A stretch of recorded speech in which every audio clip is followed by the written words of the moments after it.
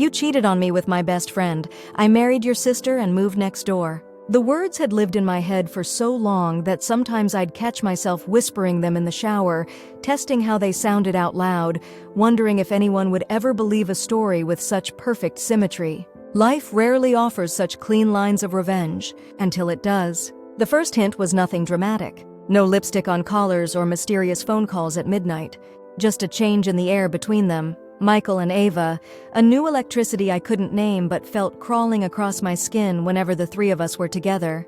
My boyfriend and my best friend since college, suddenly unable to look at each other during our Friday night dinners without some private joke dancing behind their eyes. I ignored it for weeks. The mind protects itself, building walls against truths too painful to process. So I smiled through brunches where their hands lingered too long passing the salt. I laughed at inside jokes that had formed without me. I told myself I was being paranoid, insecure, ridiculous. Until that Tuesday in April, my presentation had finished early.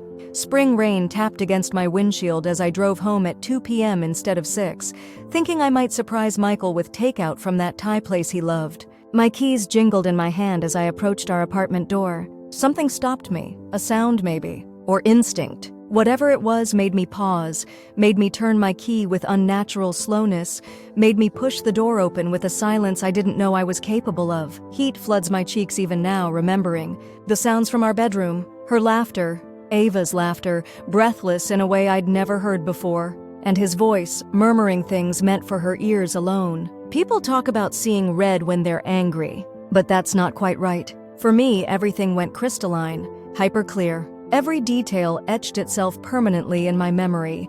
The half-empty wine glasses on the coffee table. Her earrings, the silver ones I'd given her for her birthday, discarded next to my favorite book. His watch on the kitchen counter, ticking steadily while my world collapsed. I didn't confront them. Something inside me, pride or shock or some primitive self-preservation instinct, made me back away. I closed the door as silently as I'd opened it, walked down to my car, placed the Thai food on the passenger seat, and drove. For hours I drove. Highways blurred into side streets, into empty parking lots where I finally allowed myself to scream until my throat was raw.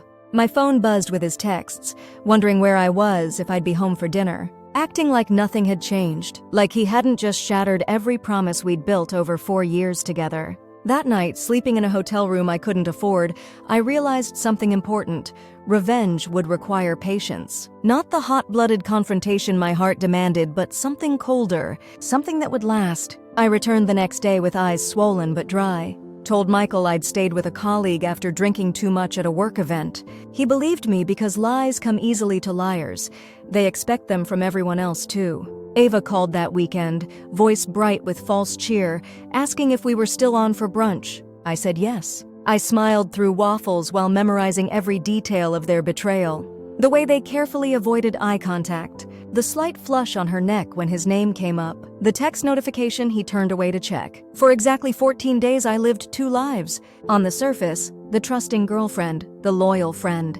Underneath, the detective, the strategist, the volcano. I gathered evidence, the text messages I managed to glimpse, the unexplained absences that suddenly made sense, the lies I could now see so clearly they might as well have been written in neon. On the 15th day, I left. Not dramatically, not with accusations or tears. Just a note on the kitchen counter saying I needed space to think about our relationship. I'd already moved my most important possessions to a small studio apartment across town. The distance gave me clarity, and the clarity gave me purpose. People heal differently from betrayal. Some find forgiveness, others find rebound relationships. I found something else entirely, a cold, patient place inside myself I never knew existed, a place where plans could grow, undisturbed by conscience or doubt. It was at my lowest point, scrolling through old photos I should have deleted, that I paused on one from 2 Christmases ago, Michael's family holiday party. There he was, arm around me, while on my other side stood Cassie, his younger sister. Beautiful, intelligent Cassie, who had always been kind to me, who had once confided that she admired our relationship, hoped to find something similar someday. Cassie, who had recently moved back to the city after finishing graduate school. The idea didn't form all at once. It grew like frost spreading across a window, crystalline, inevitable, beautiful in its own terrible way. Michael and I had broken up officially by then, a brief, bewildering conversation where he acted confused by my withdrawal, never once confessing to his betrayal. Ava had called 17 times before giving up. Neither knew that I knew. Running into Cassie at the coffee shop was genuinely accidental. The tentative friendship that followed was not. She was hurting too, lonely in a new job, struggling to build a social circle in the city. We were two wounded people finding comfort in each other's company. The fact that she was his sister, that was just a bonus. A cosmic alignment I couldn't have planned better myself. Months passed. Seasons changed. My friendship with Cassie deepened in ways I hadn't anticipated.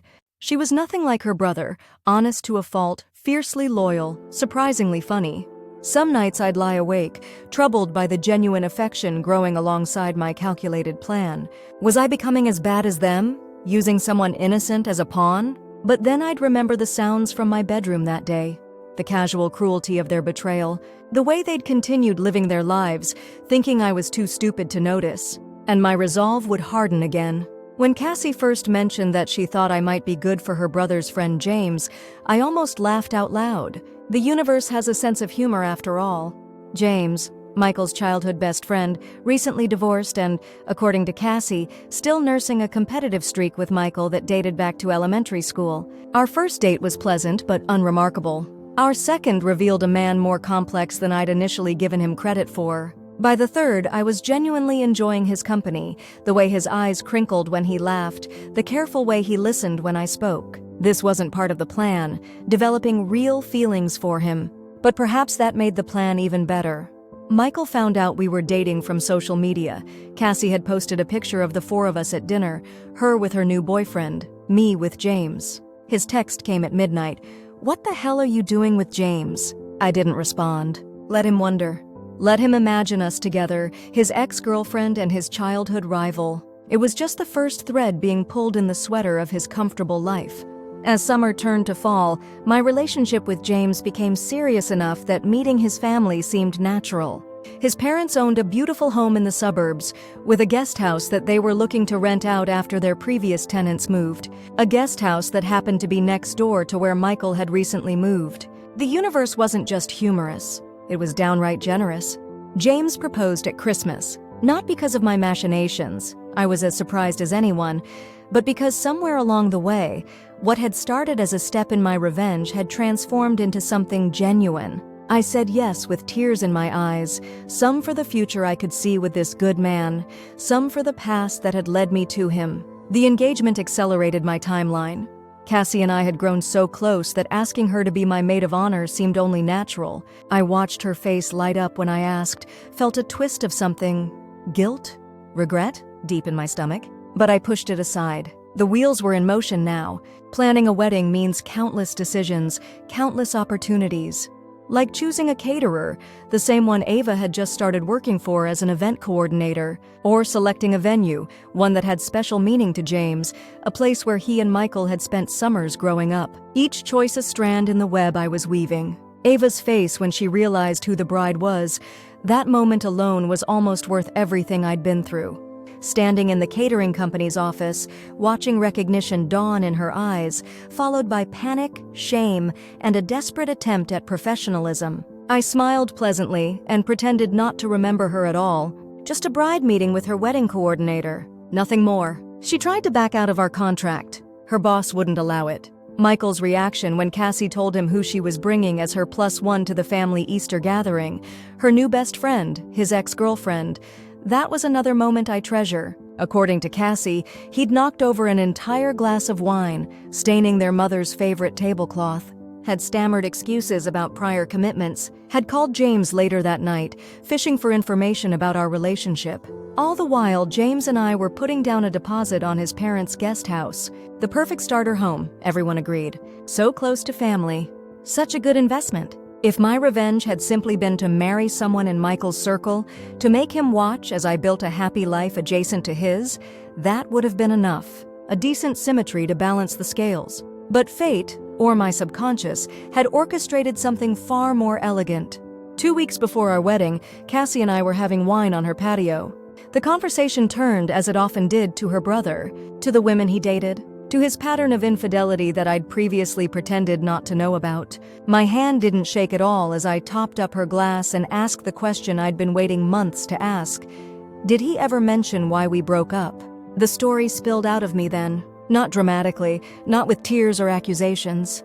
Just the simple, devastating truth of what I'd found that rainy afternoon, what her brother and my best friend had done. How I'd walked away without confrontation, needing to protect what remained of my dignity. I watched shock transform her beautiful face, watched disbelief give way to anger on my behalf, watched her protective instincts toward her brother battle with her sense of justice. And I knew in that moment that I had won. Not because she immediately called him, voice shaking with fury. Not because she promised to make him face what he'd done. But because the final piece had fallen into place, Michael would now know that everyone knew. His sister, his parents, his friend circle. Everyone would see him for what he truly was. Our wedding was beautiful. James was everything I could have hoped for in a husband. Kind, intelligent, loving in ways I hadn't known were possible after such betrayal. Cassie stood beside me as maid of honor, a relationship now complicated by truth but somehow stronger for it. Michael attended, subdued and uncomfortable, unable to meet my eyes during the ceremony. Ava coordinated the event with rigid professionalism, her smile fixed and brittle each time our paths crossed. I made sure they crossed often. Moving into the guest house the week after our honeymoon felt like the closing of a circle. From our kitchen window, I could see Michael's back porch, could watch him move through his daily routine, leaving for work, returning with groceries, occasionally hosting friends for barbecues we weren't invited to. I didn't need to be invited. I had been invited into something far more intimate, the complete dismantling of the image he had of himself. Through Cassie, through James, through the neighborhood gossip network that inevitably formed, the story of what he'd done spread like smoke under a door. Not because I told it, but because truth has a gravity all its own. The first time we ran into each other at the local coffee shop, he looked like he'd seen a ghost. Stammered something about being late for work.